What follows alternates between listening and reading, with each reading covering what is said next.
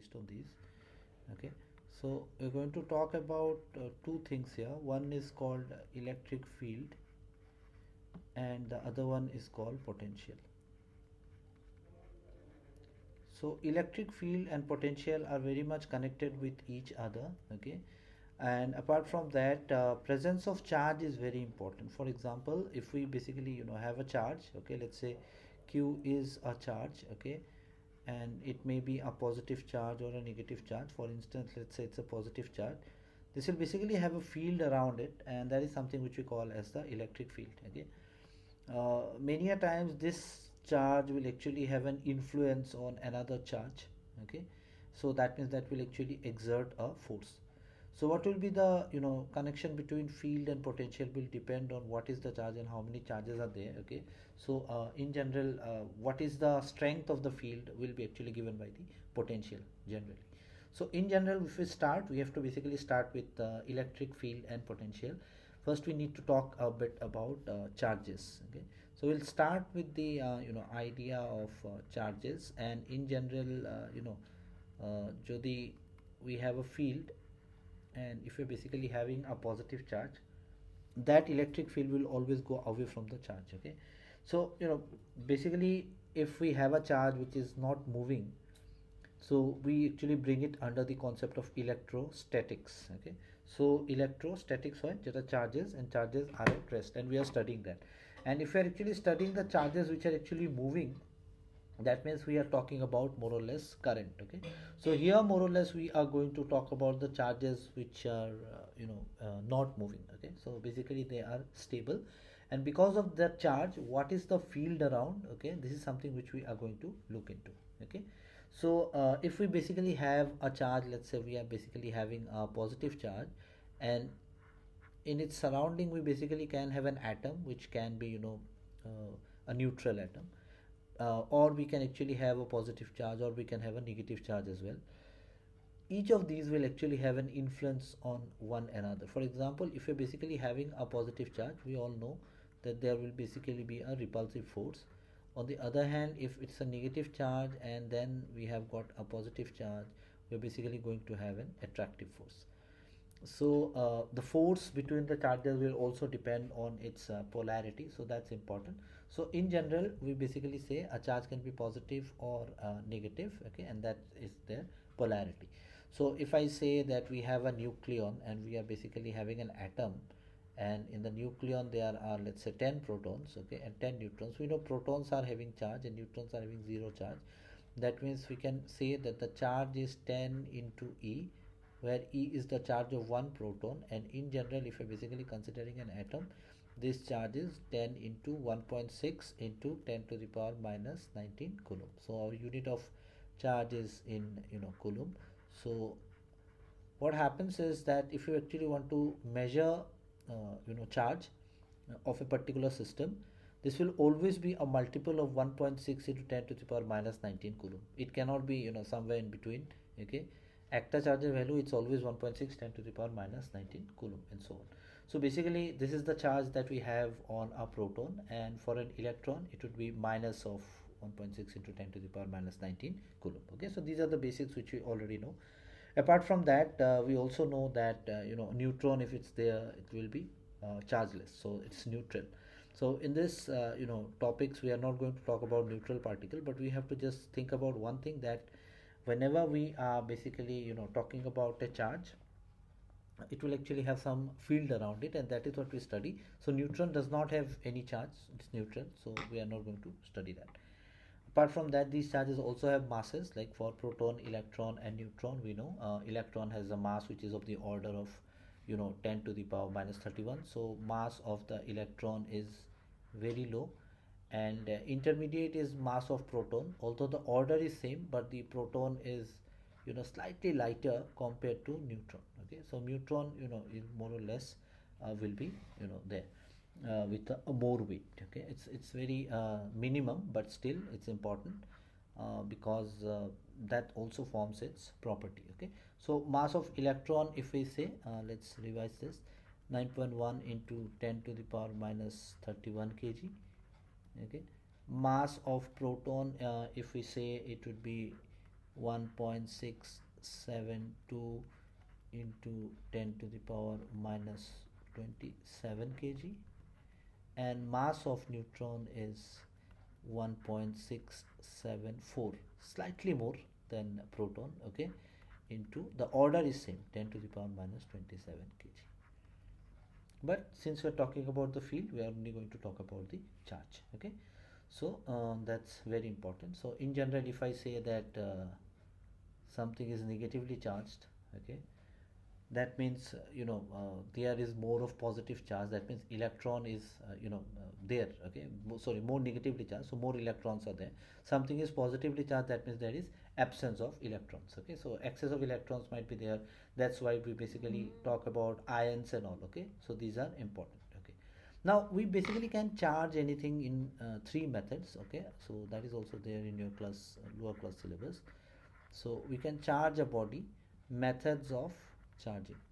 So we can charge a body if we touch it. If we are not touching it, then also we can charge a body. So methods of charging are basically of three kinds, okay. The first type is by friction. So if you're taking a balloon and you are rubbing it with a woolen silk or something, you can basically charge, okay, that balloon, and that is the charging by friction. We are not going into the detail. We all know it, that if you take a comb, you rub it, okay, and then you try to attract bits of paper. That is also possible. That is also coming under charge by friction, okay. Second is by conduction, and in conduction there is always a connection, okay. There will be a charge because of contact, okay. So if there is a positive charge, okay, if we are basically having a body which has got some positive charges, and if we are basically having another body which is more or less neutral, then what happens is the positive charge will attract the negative charges, and on this side there will be positive charges, so there will be separation of charge, okay. And then we can earth this body, and the negative charges might flow into the earth, and then the body will finally become positively charged. So that is also possible. So that's something which we are not going to go into the detail, because I'm just giving an introduction. This is in contact. So if the two bodies are in contact, we can charge them. And the third one is induction, where the body need not be in contact. So even if they are not in contact, induction, okay, this is basically a good method to charge without contact, non-contact, okay. So what happens here is that two bodies are kept close to each other, and because of the charge in one body, the other charges are getting attracted towards it, and then you can again do the earthing, and then you can have the flow of charge into the earth and so on. So we can do this, okay, and we can actually have different kinds of process for charging, okay.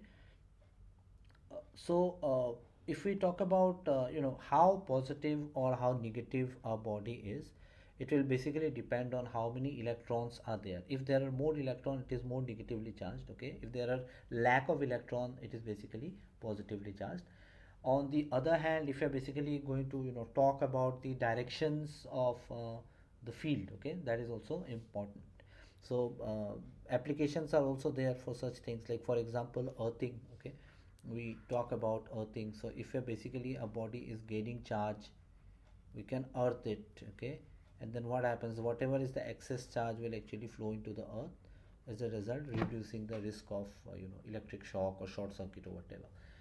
Similar thing is also used in vehicles, okay, large trucks and all, where there can be generation of static charges, and we can actually have the flow of charges from the body of to the earth.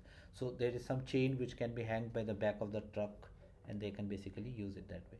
Also, there is this very important logic that if you're basically having a gas box, and let's say this is the box here, and we have some gases here, and then if I'm opening this, the gas will start flowing in this direction, and it will continue to flow until and unless both directions or both the spaces have got equal number of gas molecules. Same happens for charges also. Basically, if you're basically having two bodies, and let's say you are connecting it with a conducting wire, okay, and let's say this particular body has got more charges, okay, let's say 3 4 5 6 7 8, let's say, and this one basically has got 1 2 3 4, okay. So you see there are 8 charges, there are 4 charges. So what happens is charge will flow from this body to this body, okay. So until and unless they both become equal. So there are 8 plus 4 12, so half of it will be 6. So two charges will flow into this body. As a result, there will be 6 charges here, 6 charges here. So here what happens is, if a body is basically having more charges, we can say that this body is at a higher potential, okay, higher potential, and this body is having less number of charges, so it is at a lower potential initially. If you're connecting it, they will try to achieve the same potential. They will Charges will keep on flowing from the higher potential to lower potential until and unless they are both same. So if you're basically having a charge q, you're basically definitely going to have it, as q by 2 divided, okay. So this is important. So if we talk about charge, charge is more or less a scalar quantity, okay. So we are basically going to say that there are a force between two charges, okay. Force is a vector which will actually depend on the direction, but it won't depend on the magnitude of the charge, the vector, okay. It's a magnitude is, is scalar thing, so charge will basically be a scalar quantity, okay. Charge is always conserved. If you're basically considering a closed system, you will always see that the total charge will remain the same. For example, this case, total is 12, it flows from here to here. If you're considering this entire system, it will remain as 12, so nothing is going to change here. So charge is always conserved, okay. We are talking about charges here, okay. And the third one I've already talked about. The charge is quantized, so you cannot have a charge which would be, some value, random value. No, it will always be multiples of 1.6 into 10 to the power minus 19. So that is why we call it is quantized. Quantized means it's in quantity, it's in multiple of 1.6 into 10 to the power minus 19 coulomb. So that is also an important point that we should note. And we should also say that, if there is a positive charge, let's say electron is flowing or positron is flowing from this one to this one, proton is flowing maybe, then what happens, there is always transfer of mass as well, because each charge, whatever it may be, it can be an electron or a proton, there will always be some mass associated with it, which I already told. So we should always mention mass, so there is transfer of mass. So this is another point that we should talk about, okay. And of course, this is invariant in the sense that you can talk about moving body or a body which is not moving. The flow of charge, or the charge from one point to another, will always remain the same, okay. It does not depend on the frame of reference from where you are observing. The charge will remain constant, okay. And property of electric charge will also talk about additivity of charge. The total charge will remain the same, conservation of charge, quantization of charge, okay. So these are all, under the properties of electric charge, okay. So if you have 10 charges, and let's say, five of the charges are plus q and five of the charges are minus q, that means the total charge will always be 0. So what happens is, in general, if you're talking about charge, we are adding the charges, simple addition, okay. Whether it's negative or positive, we are adding, and if it's a negative charge, we are subtracting, and that's it. And that, in that way, you can actually talk about the additivity of charge. Conservation of charge, we know that the net charge of an isolated system is always constant, okay. And charge can, in general, if we talk about conservation of charges, it also follows this principle of mass conservation or energy conservation, okay. Charge, it cannot be created, or it cannot be destroyed. It can only be transferred, from one body to another, okay. So that is there. Charge has got different applications. For example, talk about creating an electric field, or look into some phenomenon like annihilation. If we have an electron and a positron, and they are coming close together, you are basically, going to have a photon, okay. So you're going to get some charge which basically can, annihilate, okay. That is basic idea of annihilation, okay. So if you're talking about the total charge, it will be some number, and you just multiply it with q, and then you can get the total charge, okay. So let's come into the some important laws that are important, okay. uh, Force, okay, or force between two charges. Force between two charges, let's say it is F, okay. And this force that we are actually talking about comes under Coulomb's law. These all are important revision, because we are going to talk about electric field, so we should know these, okay. That's why I'm doing a quick revision. Coulomb's law. Coulomb's law talks about the force between two charges. So if I have a force which is actually, a vector quantity, this force, okay, let's not talk about the vector right now, let's just say that force between the two charges, will actually depend on what is the magnitude of the two charges. So it will depend on q1 q2. These are based on observation, and this force will also depend on inversely between on the distance between the two, 1 divided by r square. Okay, so in general, if I say what is the force between the two charges magnitude wise, it would be q1 q2 divided by r square. So in general, if I just remove the proportionality sign, I can write it down as k into q1 q2 by r square. Okay, so k is basically the proportionality constant, and we can write k as 1 by 4 pi epsilon naught, where epsilon naught is the permittivity of free space. And if we replace the value of permittivity of free space, this value of k will always be 9 into 10 to the power 9. What will be the unit? You can calculate the unit from here. You can take k on one side, and then k would be nothing but f into r square divided by q1 q2. So f unit is Newton, force is Newton, r is distance, so it is meter square divided by coulomb square. Okay, so this simply says that if you're basically having a charge, let's say q1, and then you have got another charge, let's say q2, and both of them are separated by a distance r, there will always be a force acting between them, and this is this force, which has actually got a constant of 9 into 10 to the power 9. Okay, so please remember, this is also important. You can check this as well. This is permittivity of free space. Okay, we know this. These values are important at this level. You should actually even remember the values. Permittivity of free space. Okay, and you can replace the value of permittivity of free space, which is actually a constant, and then you'll get the answer for k. So permittivity of free space is 8.85 into 10 to the power minus 12. And if you look into the unit, you can talk about this k, you know what is the unit here, and then 4 pi multiply, it doesn't matter, you take the reciprocal of this. Okay, so simple. So it will be per Newton, okay, or Newton minus 1, this reciprocal of this, per meter square, so m minus 2 and coulomb square. Okay, so this will be the unit. So this is the permittivity of free space. Put it there and you are going to get the definition. Okay, so from here we can actually find out the unit of charge also. We can talk about the unit of charge is coulomb.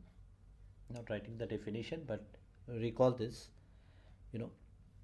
If you have got a unit charge, okay, two unit charges, they're separated by a unit distance, and the force between them is 1 Newton, then q is equal to 1 coulomb. Okay, so we can define it that way also. But an important point here is that this Coulomb's law has got some limitations. The thing is, it is only valid for point charges. So we are basically assuming this is the ideal case scenario.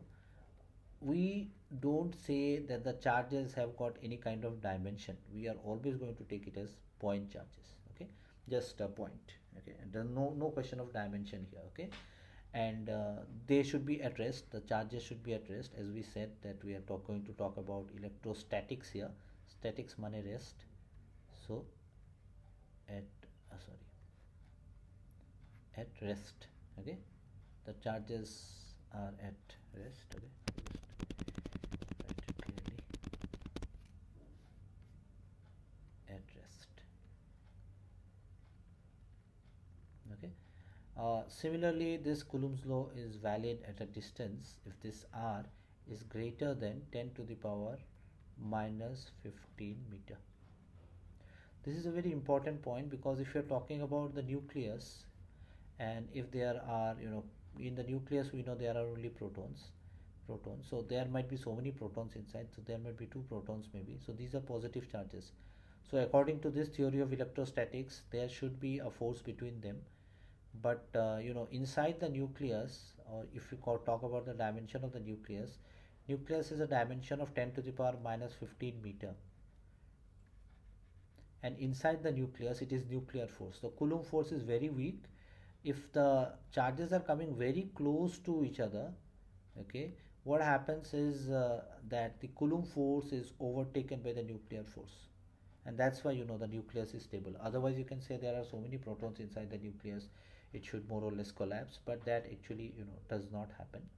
So in that way we can actually say this is my case. Okay, So the graph and all should be clear to you. You know, you can see that this F is inversely proportional to r square.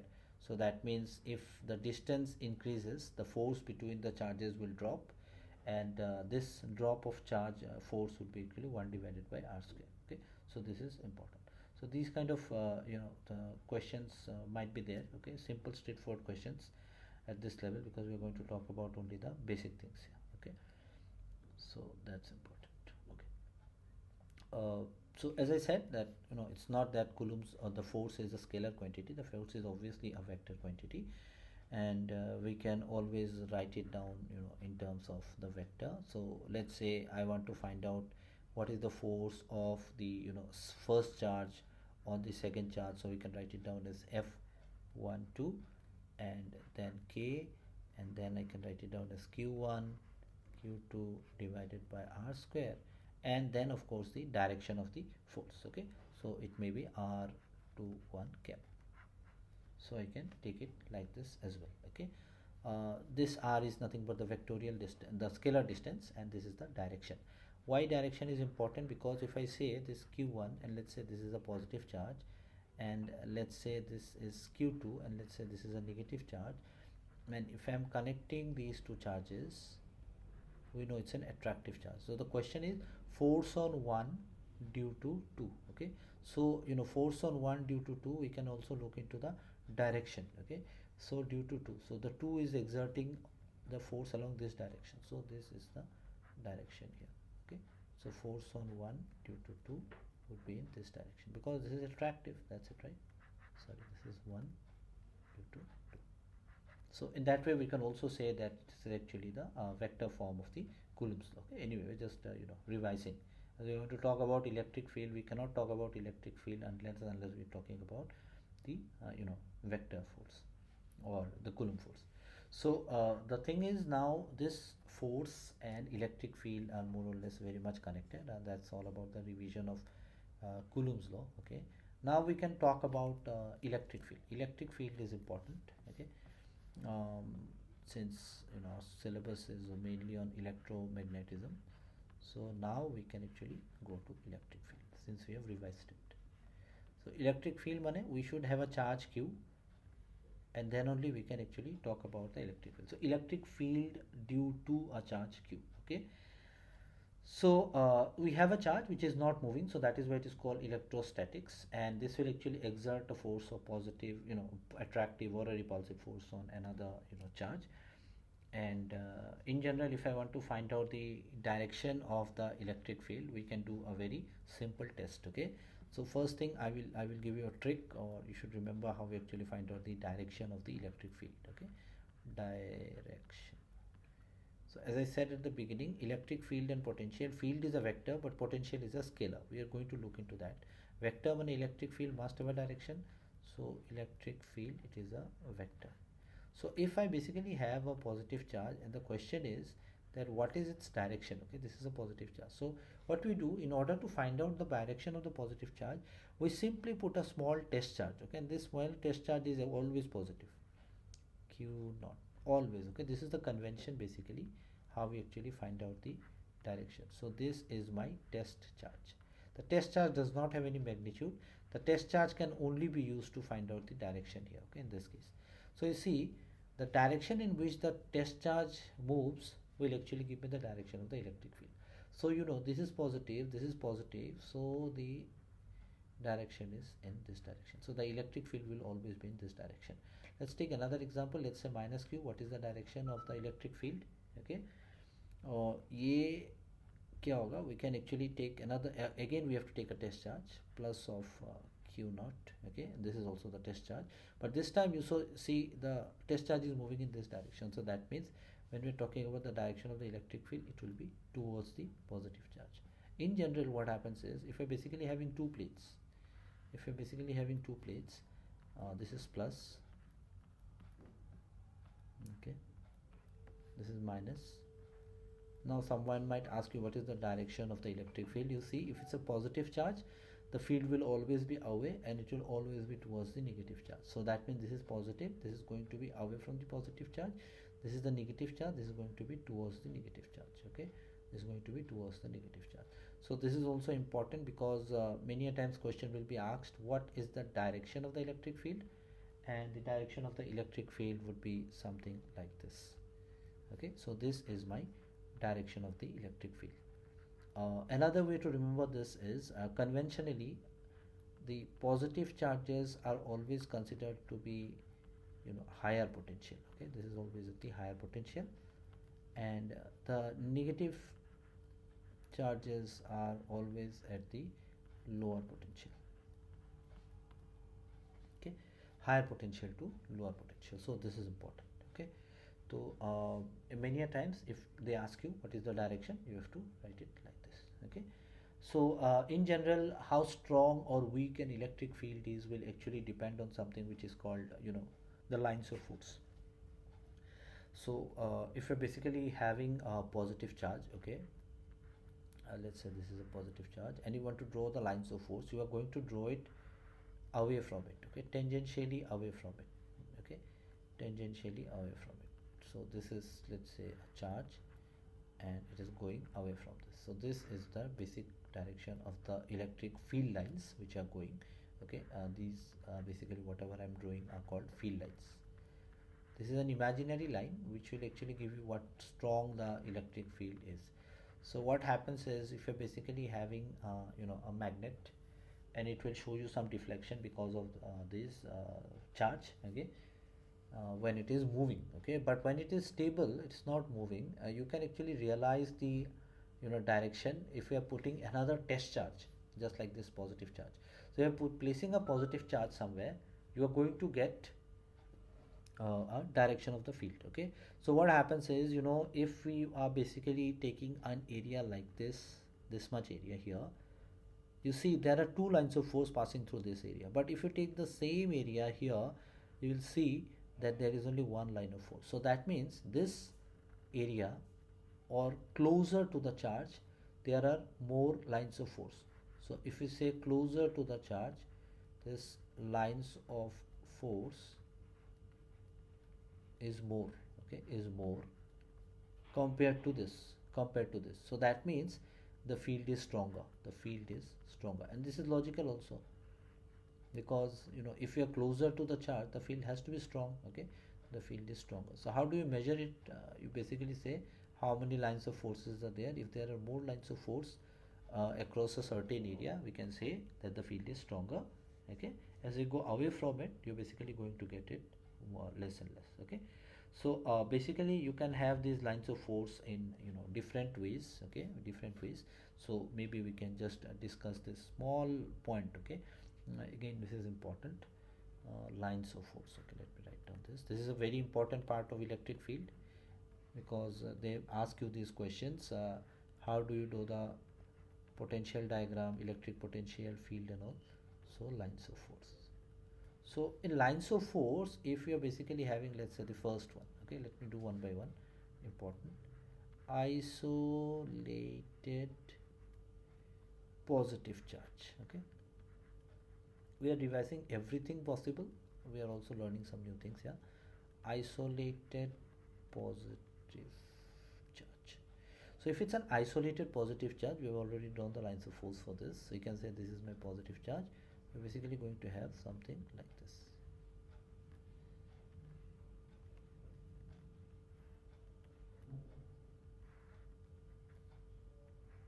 Okay, so basically going to have the charges which will actually go away. Okay, and if you're basically having you know, isolated negative charge, we can actually have an isolated negative charge. So basically having an isolated negative charge, we are going to have it like this. It will come towards. So we can obviously draw the lines of force for a negative charge, for a positive charge. Okay, we can also have the lines of force for a dipole. Okay, so dipole, if you can recall, it's basically nothing but, you know, two charges of equal magnitude. Okay, but opposite, equal and opposite. Okay, Opposite means it's one is positive, another is negative. The magnitude is equal. So you can take a proton and an electron. That will actually constitute a dipole. Okay, equal and opposite charge. Let me say equal and opposite charge. Equal in magnitude, opposite in polarity. So we can say this is my positive charge and this is my negative charge. So if you're basically drawing the lines of force, it will be something like this. Okay, you're always going to get the lines of force starting from the positive charge and ending at the negative charge. You can keep on drawing this. Okay, I can keep on drawing these lines of force here. Starts at the positive charge, ends at the negative charge. Okay, you'll have some lines of force which is coming from very far distance, so you can have something like this. You might not show the other end, it's still fine. Okay, but you have to remember the arrow is very important because we are talking about vectors here. The direction is important. For the negative it's coming in, for the positive it's going out. Okay, so it's going out from here and maybe the same charge is going in here. Okay, please remember no two lines of force can cross each other, because if someone asks me what is the direction of the electric field at this particular point, you will say it is tangential. Okay, it is always tangential.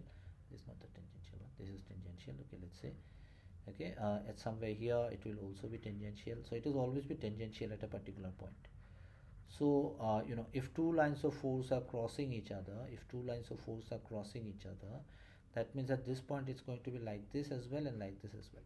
So at the same point you are going to have two directions of electric field, which is obviously not possible. The direction of field is going to be only one. So you cannot have two lines of force crossing each other. Okay, so that is important. But why it should be opposite in polarity? We can actually have two charges which are actually the same polarity. So the fourth condition may be equal charges. Okay, equal and same, not opposite. Okay, let me say equal and same.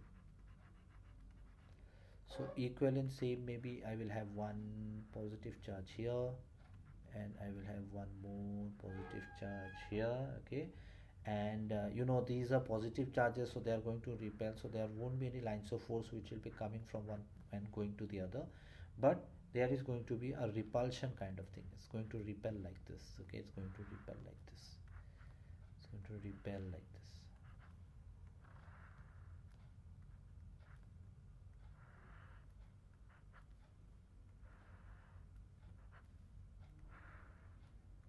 ठीक है, ऐसे repel हो जाएगा and you will have the lines of force going away from the positive charge. There will be different lines of force. You can draw more thick lines and more number of lines rather, but that's not really required if you want, and the essence is always clear. Okay, so it will always start from the positive and end at the negative end. They will basically be curves kind of structure, more or less smooth in nature. It will actually do not form a closed loop if you're basically just considering an isolated or a negative or positive charge. Okay, so these things are important. So this is how electric field lines are there. So we can draw different kinds of field lines. Okay, there is always possible.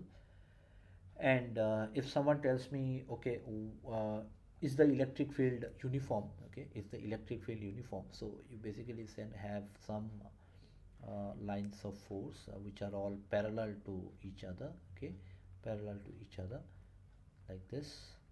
So you say that whether you consider this area or this area or this area, everywhere the number of lines of force would be the same.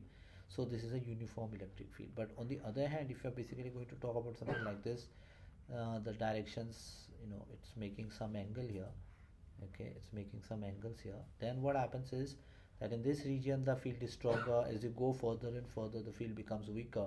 So that means the electric field is not uniform. Okay, so as I said that whenever we are going to talk about in this chapter, we are going to talk only about the electric field due to a point charge. Okay, electric field due to a point charge. Okay, so that is important. So in general, if we have the electric field, just a sec.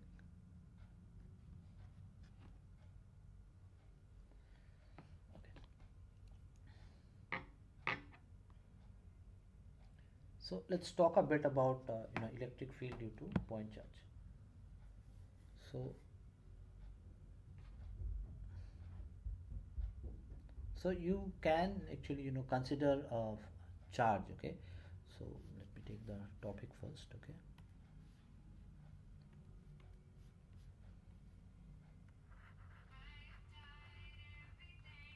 electric field tilde due to point charge. Okay, due to point charge. So what happens in general is that if you are basically having a charge, and I'm saying that the charge will always be a point charge, so it's not going to occupy a space. This is going to be a point charge. Okay, let's say this is my q, and I want to find out the electric field because of this. So let's say I want to find out the electric field at a particular point. Okay, let's say the point is p.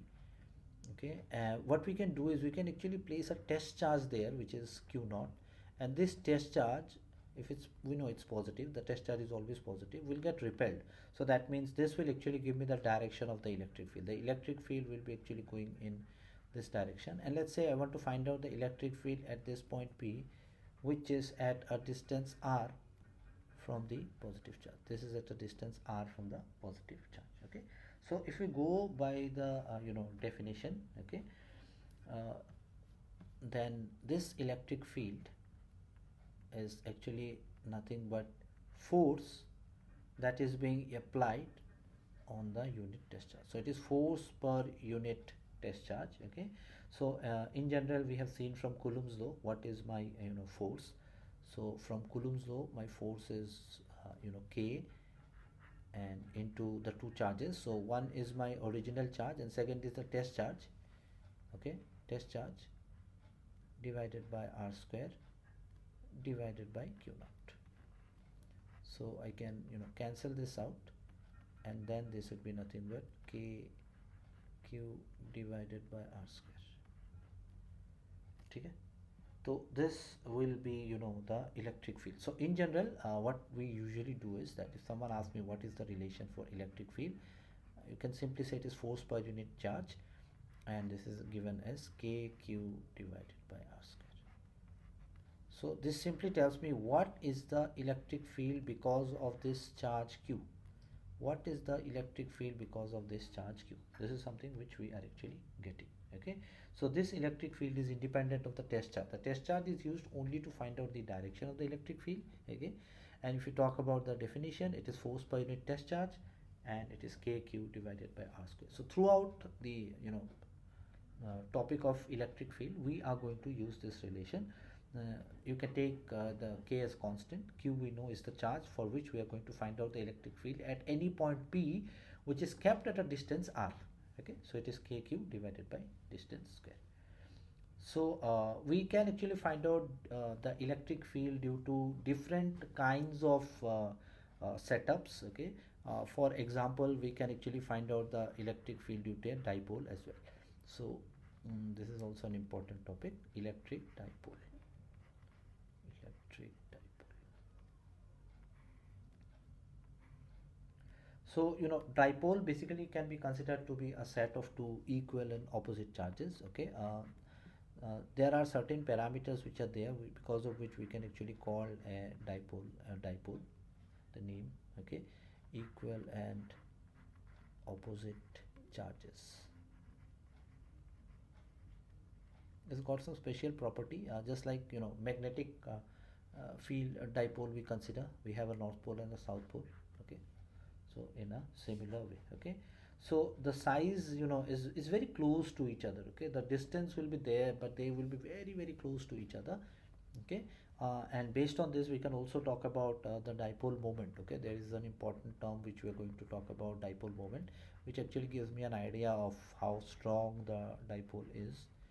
Okay, so a dipole moment is the product of either of the charges, and multiplied by the distance. So maybe the product of the charges, okay, is q. Okay, and the distance between them is d.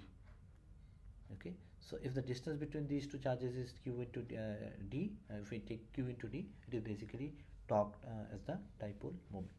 So this dipole moment, let me just draw this. This is q, okay, and this is minus q. They are opposite. That's they're forming a dipole, and let's say the distance between them is d. So you take the magnitude of the charge, it's q, any of the charge, into d. Okay, don't multiply both the charges.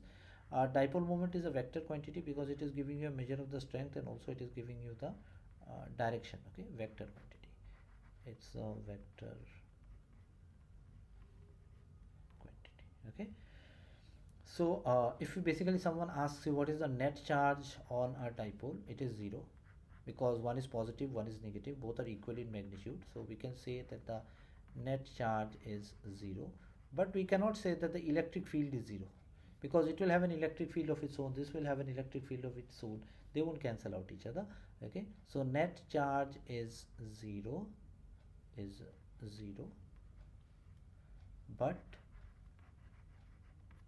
the electric field is not 0. We have to find out what is the electric field because of the dipole. Okay, that can also form a part of the question. Okay, so in general this is how we do it. Okay, many a times for convenience, if you check any book, you will find this, that basically it is considered that this is the point of origin, and we have one charge here which is q, and we have got one more charge here which is minus q. Okay, the distance here is L, and the other distance here is also L from here, from the center. So you will see at times the dipole moment is written as q into 2L. That is for just for convenience, ease of calculation. L is the distance from the center to the dipole, either of the charges. Okay, so in this way also it might be written, so don't get confused, that's important. Okay, so if you're basically considering the regions around the dipole, okay, many a times that is also important. Someone might ask you to just draw the lines of force. So let's say this is my negative charge and this is my positive charge, and both are equal in magnitude. And just as I said, we can draw the lines of force like this. Okay, we can draw the lines of force like this. Okay, and let me not draw more lines of force. I hope you understand this. Okay, these are the lines of force for these charges, goes away from the positive and comes in towards the negative. Or if you're basically going to draw a line like this, which is a line which joins it along the axial line. Okay, this is actually called the axis. Okay, okay, we can actually find out these equatorial the electric field on the equatorial point and the axial point. So if you're basically saying a line which is perpendicular, that is called the equatorial line. Okay, equatorial line, and any point on this is on the equatorial line, which is actually perpendicular, means exactly at the center it is bisecting the dipole. We basically have this as the equatorial point. Equatorial point. So question might be find the electrical field on the equatorial point, or find the electric field on the axial point. Axial point means any point on the axis. Okay, joining the line on the horizontal line. This is the vertical line, equatorial point, horizontal line, axial point. So this is axial point. Okay, this is my axial point.